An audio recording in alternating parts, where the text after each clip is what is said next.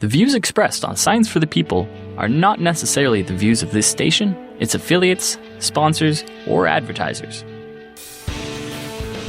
This week on Science for the People, we are taking a close look at conservation NGOs, what they are, how they work, and most importantly, why we need them. We'll be speaking with Shyla Raghav, climate change lead at Conservation International, about using strategy and policy to tackle climate change. Then we'll speak with Rebecca Shaw, chief scientist with the World Wildlife Fund, about how and why you should get involved with conservation initiatives. Welcome to Science for the People. I'm Anika Hasra. With me is Shyla Raghav, climate change lead with Conservation International. Shyla, welcome to Science for the People. Thanks, Anika.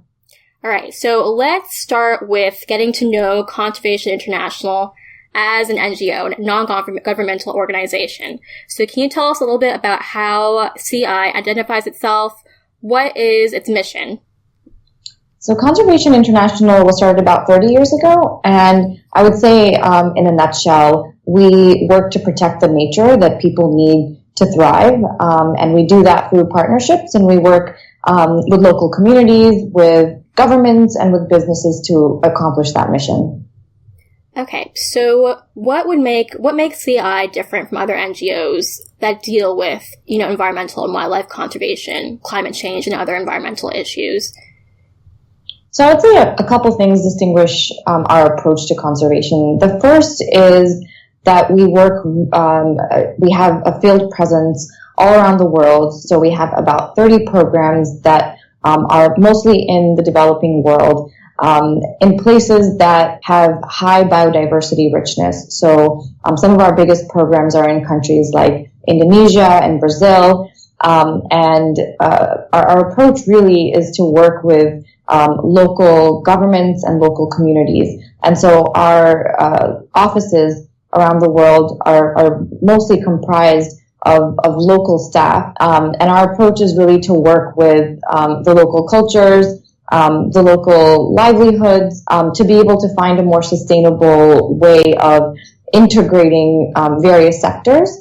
And so we don't approach conservation from just one perspective. We look at how we can embed and integrate meaningful consideration of the value of nature for development, for livelihoods, for incomes, across sectors.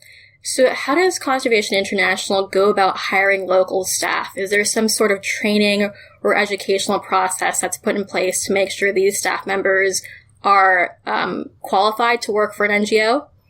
Right. So we have our centralized headquarters is based in Arlington. So there's about 300 of us based here.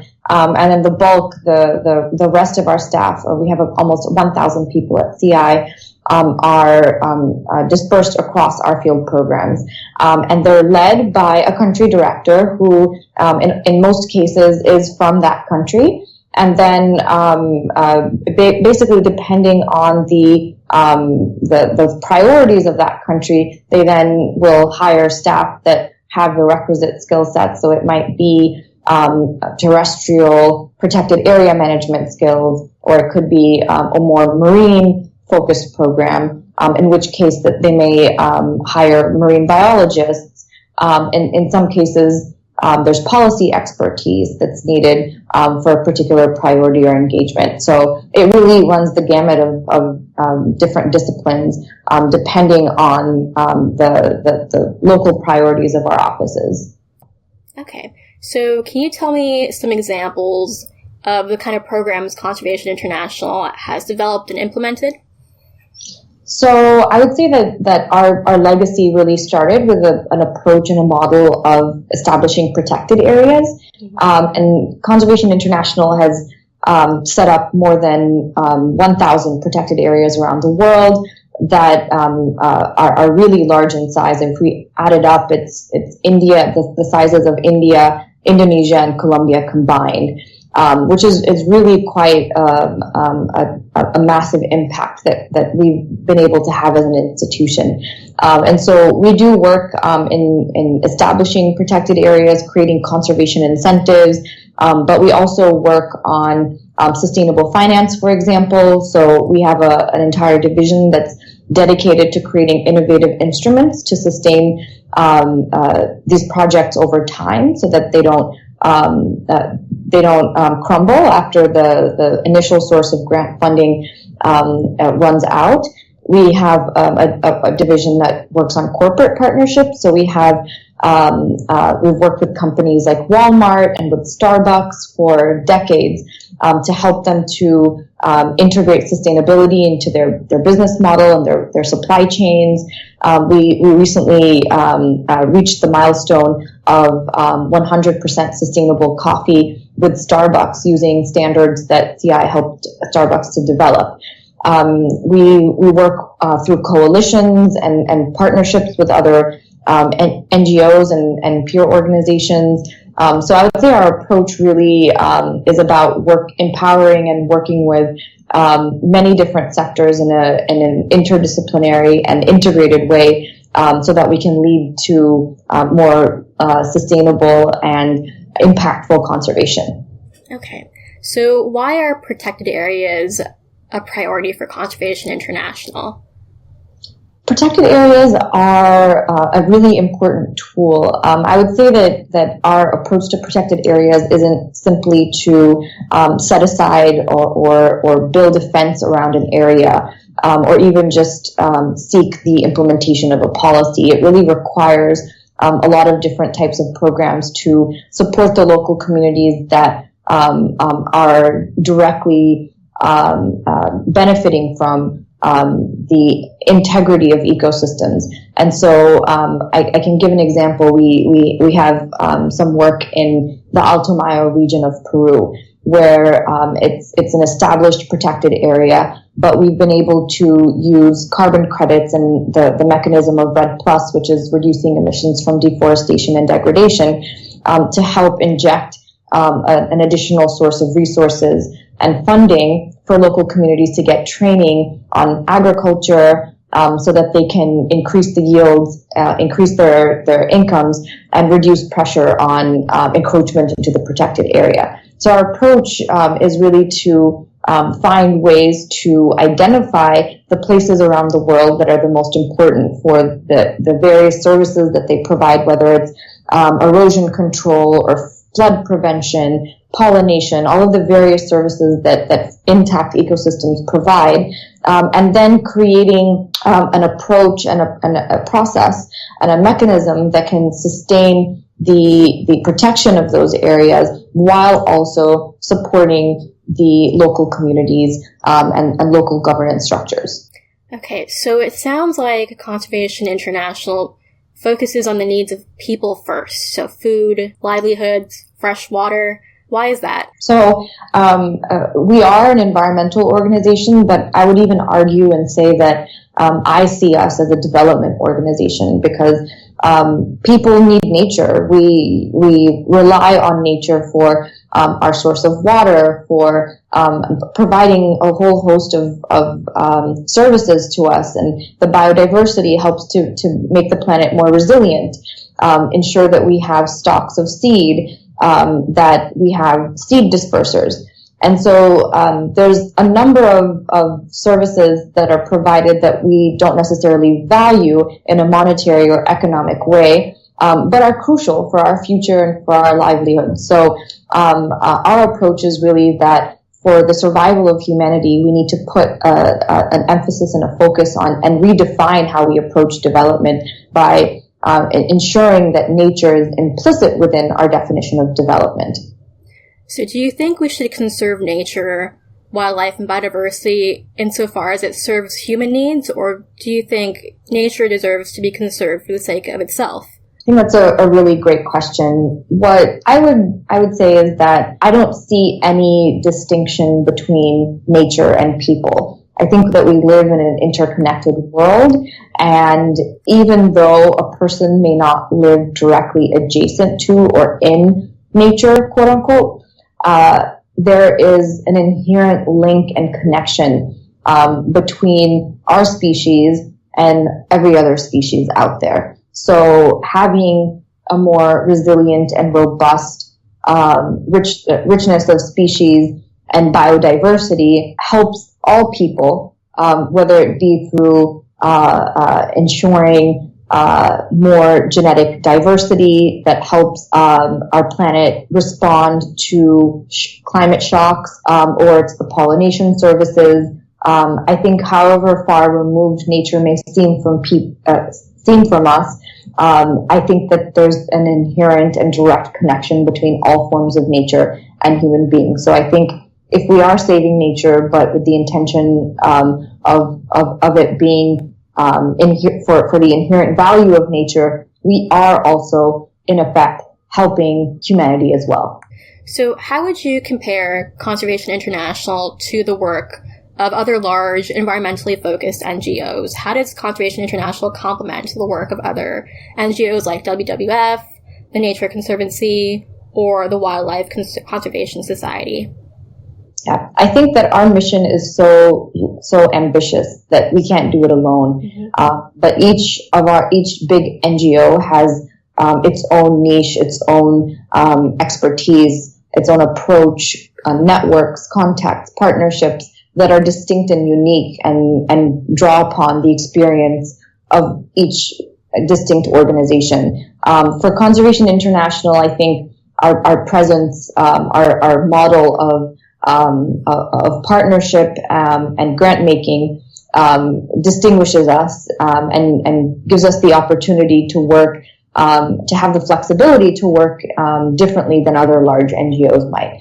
I also think that our presence, our country presence, gives us the case studies, the examples, the demonstrations, and the knowledge to know and recommend how these programs can be mainstreamed and scaled up around the world.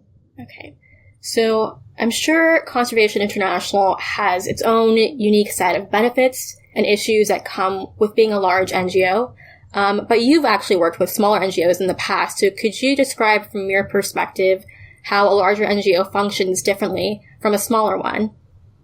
I think from a large NGO perspective, we have a lot of staff and we have a lot of divisions and departments within the organization. So what can be a little bit challenging is coordination and ensuring that we're all in step with each other to make sure that our work on science is linked to our work on policy, is linked to our work with the corporate sector and finance, and ensuring that we're all working towards the same goal. And I think that's where having a role like mine, I sit within the strategy team here at CI, and my job is really to ensure that we're, as an institution, working towards coherent and uniform and consistent goals on climate change particularly. And so I think the unique challenge is just making sure that we're all coordinated and that we're all learning and building upon the same foundation. So it's really important to have centralized coordination functions to make sure that we're not missing opportunities, or we're not building on our rich experience from the past. It's a great segue into my next question. So your role at Conservation International is the climate change lead. So could you explain in a little bit more detail what exactly you do in this role? Absolutely. So my background is climate change policy. So I've gone to almost every climate change negotiation, the United Nations COPs, the last decade nearly. And so my background is really about creating the international mechanisms and processes that pave the way for funding and action at the national or local level. My role specifically as climate change lead is to organize and align our work on climate around targets and goals on addressing climate change. And what we focus mostly on is what we call natural climate solutions, which are basically tapping into the vast potential of nature as a solution to climate change. And what our research has shown is that at least 30% of what's needed to solve climate change in terms of emissions reductions and removals can be achieved from nature itself. So by stopping deforestation, restoring ecosystems, and managing them more effectively, That's 30%, almost 1/3 of what's needed to solve climate change, but at the same time is only receiving 2% of global climate finance. And so my job is to tap into the expertise of Conservation International to catalyze action and impact to correct that mismatch, that imbalance between the amount of potential that nature holds and the amount of attention, awareness, and funding that it's receiving. And so I work with with my colleagues around the world and here in Arlington to see how we can build a program that does indeed unlock that potential of nature, whether it be through the development of innovative financing mechanisms, communications, and talking about climate change in an effective way, so that the role of nature is understood and that it's actionable. And so that's really what my job represents is identifying that vision, and then steering the organization in a way that we can achieve those goals. So how exactly can nature help us to solve climate change? So about 11% of annual emissions come from the burning and clearing of tropical forests. And at the same time, when trees grow, they take carbon out of the atmosphere.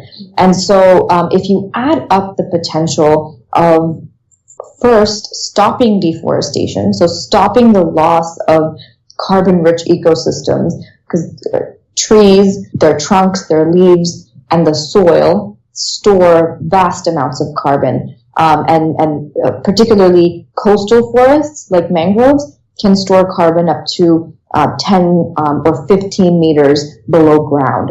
And so these ecosystems are chock full of carbon. And when they're cleared, that carbon goes up into the atmosphere. And so a large portion of our annual contribution to climate change comes from the destruction of those ecosystems. The first thing that we need to do is stop them from being lost. And whether it's being lost to development or to agricultural expansion, there are ways that we can address and confront those drivers and those pressures and the loss of those ecosystems. So that's one piece. And then the second piece is restoration. Places that have already been cleared or degraded land. If we can replant and restore those hundreds of millions of hectares around the world, that is a significant benefit, because the only technology that we have today to remove carbon dioxide out of the atmosphere at scale is a tree. And so restoration is really one of the most important things that we can do to tackle climate change. And you put those two together, and you have a really powerful solution set to address climate change. Would you argue that humans can continue to consume and produce carbon at the rate that we're currently doing so if we protect forests and also restore degraded forests? Yeah. So what the research shows is that if we only focus on energy and renewables and other types of climate solutions, electric cars, which are all necessary, but if we only focus on those and we ignore nature, we're not going to hit our targets. There's no way that we can solve climate change without nature. And so I think if we continue going down this path, it'll get to the point where it will become irreversible, essentially. And so there's some really important immediate steps that need to be taken. We know that emissions need to peak in 2020. So that means that emissions need to, at a global level, start going down in about 2.5 to 3 years. And so we have that time. We have 3 years to start making those shifts and those transitions to ensure that emissions go down and that they hit net zero by 2050. That's really what's needed. That's what the science says needs to happen. And if we want a reasonable chance of limiting warming to a level that will prevent the most dangerous impacts of climate change. All right. So to give us a clear idea of what you do, could you take us through a typical day at work for yourself? Sure. So I travel quite a bit. So oftentimes I will visit some of our programs in the field to understand more about those programs, provide advisory support, to meet with colleagues and partners face to face. And so I get to travel to some really wonderful places. Some that have stood out for me include Bali in Indonesia. We have a really great marine program there, to the Atlantic forest and Atlantic coast of Brazil, to the rainforests in Indonesia. And so I think that's my favorite part of the job is having the opportunity to see the on-the-ground impact of some of the programs that we've been implementing, but then more importantly, use those experiences to find opportunities for scaling those solutions and applying them in different ways. I think that's the benefit of having the opportunity to work across many different programs. But when I'm here in Arlington, which I am today, I usually have a lot of meetings, and so I spend a lot of time talking to colleagues, working through solutions, brainstorming. We use whiteboards here a lot, trying to conceptualize and map out a system to understand what are some of those levers that we need to pull if we want to see changes. Proactively reaching out to partners and my counterparts in other organizations to learn more about their priorities, to see how we can work together. So I spend a lot of time on the phone or visiting other organizations in person. But definitely spend a lot of my time interacting with people.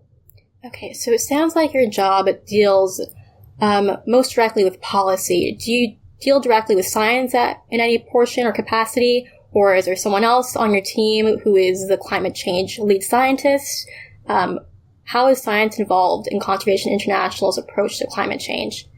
Yeah, so Conservation International firmly believes that all of our solutions need to be grounded in sound science. And so we have a phenomenal division that is solely focused on the creation of science that's in service of achieving our goals. And so we have some really exciting research that's underway. I can give a few examples of a colleague, Lee Hanna, who's doing research on agricultural frontiers. So he's essentially looking at how climate change is going to affect the viability or suitability of crops, of the planting of crops around the world, to understand how those frontiers are going to shift, and to then be able to give us the opportunity to assess the potential conflicts for the use of land. So, for example, in the future, if an area that's under cultivation for corn today, maybe in 10 years, you won't be able to grow corn, maybe a different crop like wheat will be more suitable in that area. What does that mean for our planning? What does that mean for the farmers who rely on those crops for their livelihood? What does it mean if there's going to be a land use conflict, if it's a protected area today and is suitable for growing an important crop in the future? How do we make those tough decisions about food versus protected areas, especially when there's food security issues at hand? So we have a lot of really interesting research that comes out of that division. We're also looking at how to bring together our work with that of premier academic institutions like MIT. We have partnerships with MIT and Arizona State University to see how we can complement the work in academia. Also looking at issues like artificial intelligence, machine learning. How can we use those types of tools to be more targeted and effective in our approach to conservation? And so all of our work really needs to be evidence-based and supported by science. And so we work really closely with the science team to co-create what those questions should be, identify what are some of those really important questions that we need answers to in the short term, versus what are some of our longer term research opportunities or priorities. And we have a number of experts in the science division that work specifically on climate change, with whom I coordinate very closely, and help match up those questions and that research with the audiences and the messages and the policies and corporate engagements that we're working on with respect to climate change. So I'd like to know what kind of projects or programs you specifically are responsible for as the climate change lead. So I'm responsible for our overall strategy. So I do a lot of, as my title suggests, strategizing on climate change. But in terms of the projects that I have responsibility over, we have organized our efforts on climate change around this concept of nature being at least 30% of the solution to climate change.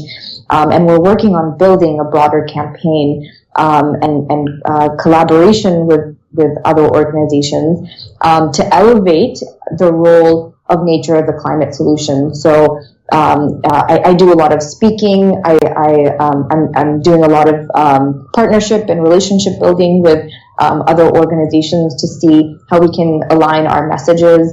I also provide a lot of advisory input and support to our institutional partnerships on climate change, whether it be with companies or with financial institutions. So I kind of have involvement in a wide range of projects, but the one that I'm really catalyzing or leading as an individual is our overall awareness and action campaign on climate change. All right. So does Conservation International attempt to garner financial support from the public in any way? How does CI go about fundraising? So we have a pretty comprehensive approach to fundraising. So in terms of our source or how we sustain ourselves, a big portion of it comes from private philanthropy. We also receive resources from grants at a project level, from foundations or from governments or from large multilateral organizations like the Green Climate Fund or the Global Environment Facility. And so we have a pretty diverse stream of revenue or of contributions that help sustain the organization. And to some extent, we also do offer the public to contribute from our website. But we don't really have very large public advocacy or the smaller donation options. But we do many events to try to socialize the impact of our work, inspire people, and gain more support for the work that we do. All right. So now I'd like to ask you, how are NGOs like Conservation International affected by the government? Can the government be an obstacle for Conservation International in implementing, say, climate change initiatives? So I think that the most direct way that the government impacts an NGO is, for example, in the availability of funding for a lot of programs around the world. For example, USAID and State Department have traditionally supported a lot of capacity building and implementation work that we've been able to implement, and so the reduction in the availability of these grants inhibits our ability and the opportunity to implement really important and necessary programs around the world. Appropriations and the amount of budget that's given to assistance accounts is also another way that the government has a direct impact on NGOs. But I would say that generally, I think we've reached a moment in time where the general public is fully convinced of the importance of acting on climate change, and that we've seen an uptick in the amount of awareness and motivation on the part of companies and subnational authorities, whether it be mayors, cities, governors of states, have expressed an overwhelming reaction of support and engagement with us and with the environmental community to act on climate change. So I'll say that there's definitely been a negative impact from reduced funding or attention or importance of acting on climate change, and it's compromised the United States' position globally. But at the same time, I see a lot of hope and opportunity in working with the engaged private sector and communities around the country. Okay. So how can a conservation NGO be effective despite limitations caused by governmental influence? I think that an organization like Conservation International can continue to be relevant and continue to be can scale our impact. In fact, we're needed now more than ever in the absence of government involvement or engagement on these issues. And so for us, I really see it as a moment of empowerment, because to me, it highlights how important NGOs are to be active in this space, to keep the public informed, to give the public an opportunity to do something and to really meaningfully fill that void. So I'll say that for me, it really is the time for us to lean in and to step up and more aggressively and actively address these issues head on. All right. I think that's a great note to end on. Shyla, thank you so much. Thank you. Pleasure speaking with you. That was Shyla Raghav, Climate Change Lead at Conservation International. Up next, we have Rebecca Shaw, Chief Scientist at the World Wildlife Fund. Science for the People is a weekly radio show and podcast that explores everyday life from a scientific perspective. We are a member of the Skeptic Network, a collection of blogs, podcasts, and video content focusing on science and critical thinking. To find out where Science for the People airs near you, or to listen to past episodes, check out our website at scienceforthepeople.ca. You'll also find links to support us at Patreon, to connect with us on Facebook and Twitter, and to subscribe to the podcast in iTunes. And now, back to the show. Welcome back to Science for the People. I'm Anika Hasra. With me now is Rebecca Shaw, Chief Scientist at the World Wildlife Fund. Rebecca, welcome to Science for the People. Thanks so much for having me today. It's really a pleasure to talk with you. All right, so let's start off first with just a brief overview of what WWF does as a conservation NGO. WWF is a global conservation NGO. We have 6,000 professionals around the globe working in 100 countries to protect nature and the natural systems that sustain human health and well-being. I can go on to explain in depth what that means if you would like.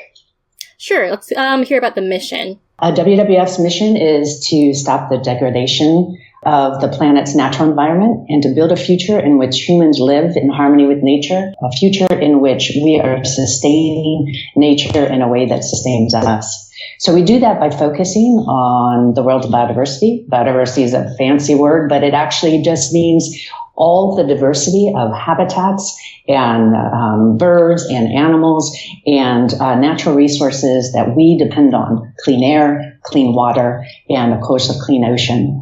And we also, to make sure that those stay healthy, we promote the reduction of pollution and wasteful consumption. So we make sure that we're living within the boundaries of nature so that we can sustain it. In order to achieve this mission, WWF focuses broadly on a range of big ecosystems that your audience will recognize readily, including forests, oceans, fresh water, wildlife, our climate system, and of course, a system that is near and dear to all of our hearts, our food systems, our agricultural systems that for sure we understand immediately why those are important. So can you tell me some of the programs you guys have in place at WWF? Yeah, at WWF, as I mentioned before, we work on these big systems of the world: the forest, oceans, freshwater, wildlife, climate, and food. And so we organize ourselves around those systems, and we ask ourselves, how are they working? We look at each system carefully using science to understand how the systems work, how human demands on those systems change the ecosystems, what our dependence is, and how to better manage each of those ecosystems to ensure that they stay viable in the future so we stay viable in the future. Once we understand that, we begin work with local communities, local and national governments, the development community, the financial world, the tech community, ag and food businesses, the fashion industry. I mean, really just a wide variety of partners to make sure that our activities in the places that are most important support nature, that so nature can support us. And I'm happy to give you an example if that would be helpful. Sure. WWF for years has worked in the Amazon rainforest. As you know, Amazon rainforest is one of the most ecologically diverse places on the planet, but it's also really important for sustaining our global climate system because the rainforest stores so much carbon. It's critically important for supporting wildlife that occurs nowhere else, such as their jaguars and some of the most beautiful birds on the planet, including the macaws. It supports healthy marine or healthy freshwater and coastal fisheries. It stabilizes the Earth's climate, but one thing that some people don't know is in many, many places around the world, big forests like this are really important for ensuring that local weather systems continue to provide clean freshwater to millions of people. And this is true for Brazil. The bulk of the Amazon rainforest is in Brazil, and the people in southern Brazil depend on that rainforest to continue to support the weather patterns that provide them with clean and fresh water. When we were watching the deforestation rates on the rise, and many of these things that we depend on the Amazon rainforest for were threatened, WWF partnered with the government of Brazil, the World Bank, which is a global financial institution, and the Moore Foundation, which is a private foundation based out of California, to help establish and finance the world's largest systems of parks to protect the rainforest. This park system is the size of 1.5 Californias. So California is 100 million acres. So this is 150 million acres. It's huge. And in so doing, we made sure that this system was going to stay intact for generations to come. But we don't stop there because we also know that even though the Amazon rainforest is incredibly important for sustaining the local weather patterns and the climate and the wildlife, it's also really important as a food production system, not just for the Brazilians and the other Amazonian countries, but also for the globe. So we went to work with some of the world's largest food and agricultural companies in coordination with local communities to develop methods for producing food, like soybeans, in a manner that would protect their water resources and their forests in the future, so that the two systems, the food system and the forest system, are being managed productively to ensure that they both are able to deliver what humans need from them long into the future. Okay, so WWF aims to protect specific types of habitat. Like you just mentioned, one of them is forests, tropical forests. Mm-hmm. Does the organization also aim to protect certain species of animals? Yeah, I think absolutely. And we work globally to protect biodiversity. And so biodiversity is one of these words that's thrown around and often the meaning isn't well understood. Well, biodiversity is the diversity of life on Earth, both at this level, at species level, at habitats, at ecosystem level, and at the functioning of those systems. So one of the things we focus on at the very top of that pyramid is the protection of species.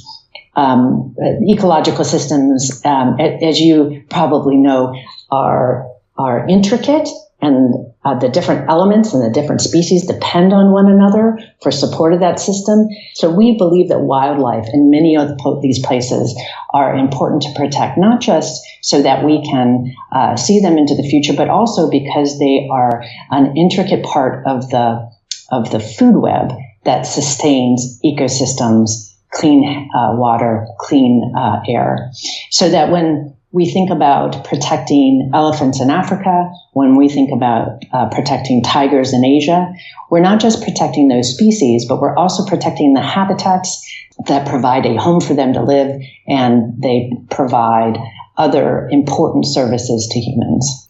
What kind of criteria does WWF use to determine which species to target for protection? There are different ways in which you can decide which is a priority. WWF will both identify global priorities and work together with multiple countries to implement those priorities. But we also have to be aware that in each country where we work, there are going to be national priorities. And so those, often the countries where we work will define what the priorities will be at a local scale. Both of the protecting species, both at that local scale and at that big scale, are very, very important. One of the efforts that we got involved in and that we helped launch was an effort called T times 2, or the doubling of tigers on the planet by the year 2022. Tigers had been decimated in their population globally in every region where they were located, primarily because they had been perceived in many places as a threat to humans, but they also require a lot of habitat. Big predators like the tiger, like the lion, like the cheetah, and others really need a lot of habitat. And much of what we do as we expand our food systems is we encroach upon that habitat, and we change the habitat from a forest to a pasture land or to a agricultural land in order to produce more food. And that's what's been happening globally, every place where tigers persist. So in 2010, WWF and partners held a tiger summit in St. Petersburg. And the 13 tiger range countries committed to doubling the world's population of tigers by 2022. And so that means every single one of these countries got together and committed that they were going to make sure that they were protecting the tigers that existed, protecting them from poaching and hunting, because still in some places around the planet, people buy tiger parts because it's culturally acceptable to do so. We're trying to shut down the market on illegal wildlife animal part trade.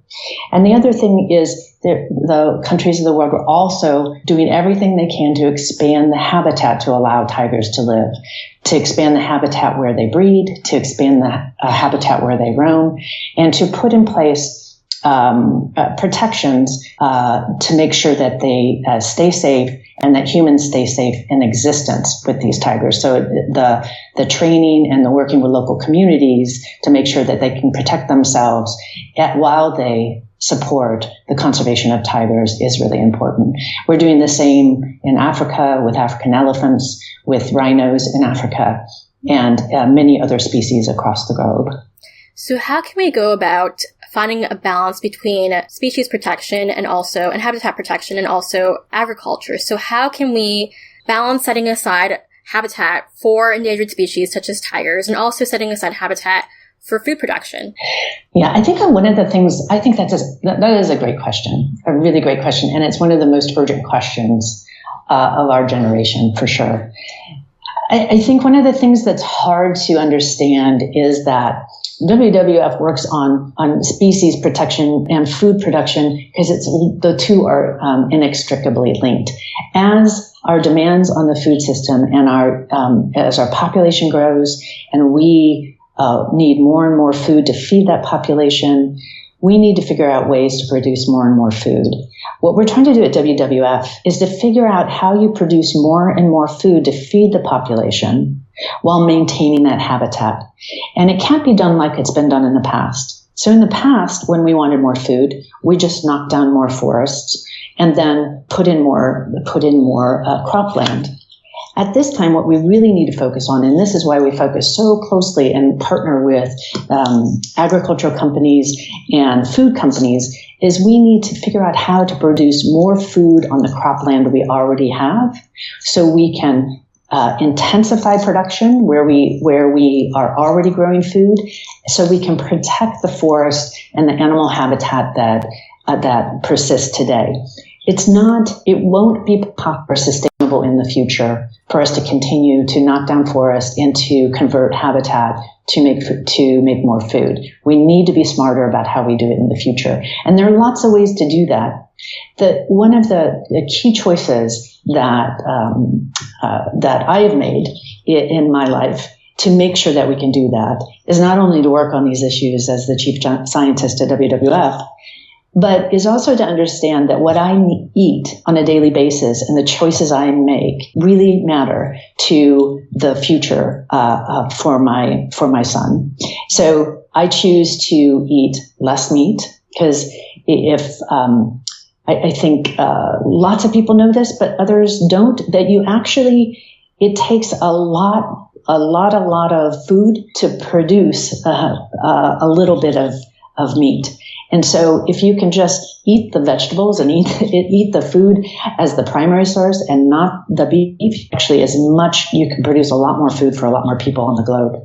The other thing is, so the first choice is eat more vegetables, more fruits, and more plant-derived food and less meat. It doesn't mean you don't eat any meat. It just means eat less meat overall. And as our population grows, that every single human's choice is going to matter a lot in the future. The other thing you can do is really to think about what other kinds of foods can give you what meat provides. And this is one of the really interesting things that's happening across the food system right now, is there's lots of companies, including tech companies, that are looking at alternative protein sources.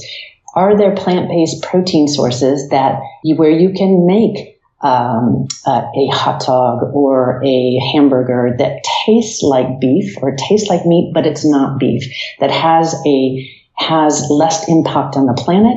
So that's another way to intensify our production and make sure that we are still allowing ourselves some of those things that we really like, those tastes we really like, without having to destroy the planet as we do so. So just simple choices in how you think about food and what you do with food in your everyday life is really important. The last one that is probably as important as eating less meat is not wasting food.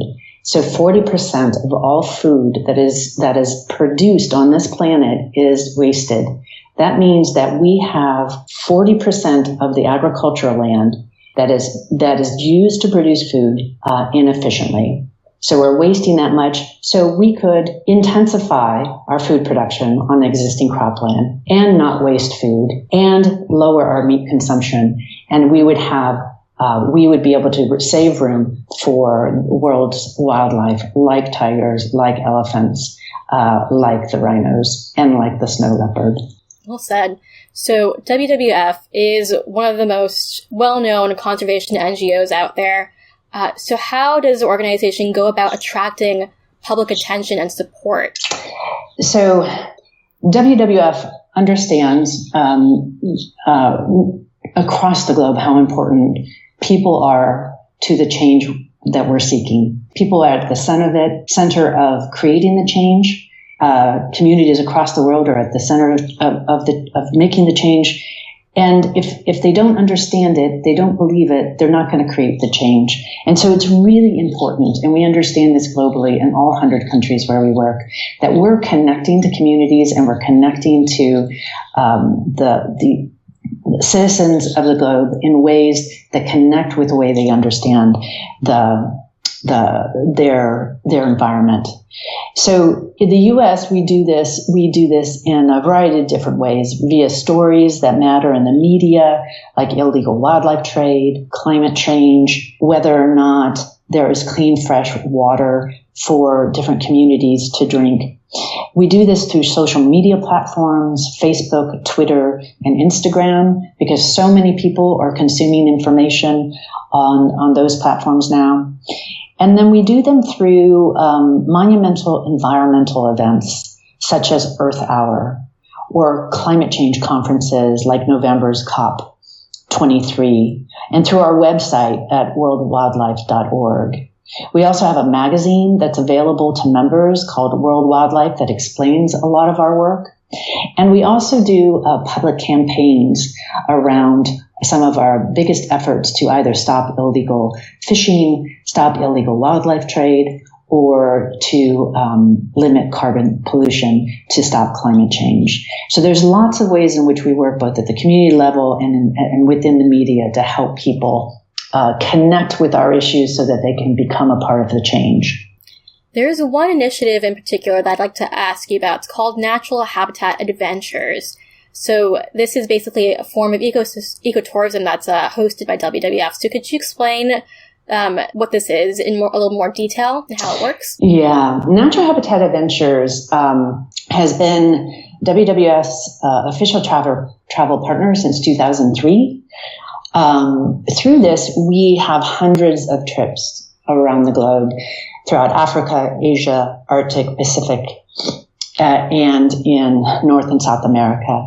And when you travel with WWF through Natural Habitat Adventures, you really do become a part of the effort of WWF for conservation and meeting the most pressing conservation challenges around the globe. And so we try to combine conservation travel, sustainable travel, and a learning opportunity in a way that supports the protection of nature and wildlife and local conservation.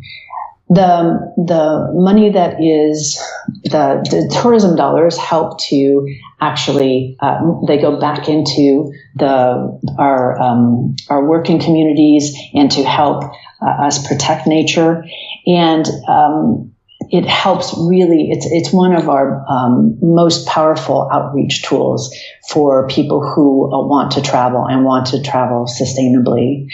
The other one I do think is really, I think the other side of that, because often people can't travel for whatever reason, they can't be a part of that kind of thing. There are other avenues to engage with the World Wildlife Fund. Certainly, if you visit the World Wildlife Fund's website, there is always a Take Action button that helps you understand different ways you can engage. You can join Panda Nation, which is a way to develop an event with your community, with your friends, that helps to contribute to World Wildlife Fund efforts to protect nature globally. And we also have an elite squad of conservation advocates called Panda Ambassadors. They are on the front lines of WWF's mission to conserve nature and to help us with our efforts to protect nature globally.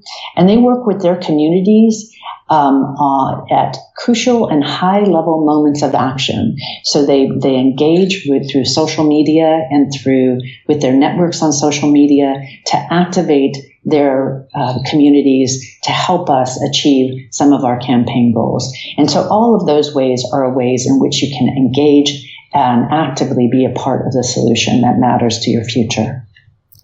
So now I'd like to focus more on you and your role at WWF. But first, I'd like to ask you, why did you choose to work for this particular NGO? I came to work for WWF because of the potential for the kind of change that I would like to see on the planet. I'm deeply concerned about the future of our communities across the globe. I'm deeply concerned for my son's future, that we need to take action at a global scale on many of these environmental issues to ensure that he and his family have clean water, clean air, and a stable climate. And I felt like WWF was the place I could come and have the greatest impact at this point in time. That has a lot to do with WWF's global reach.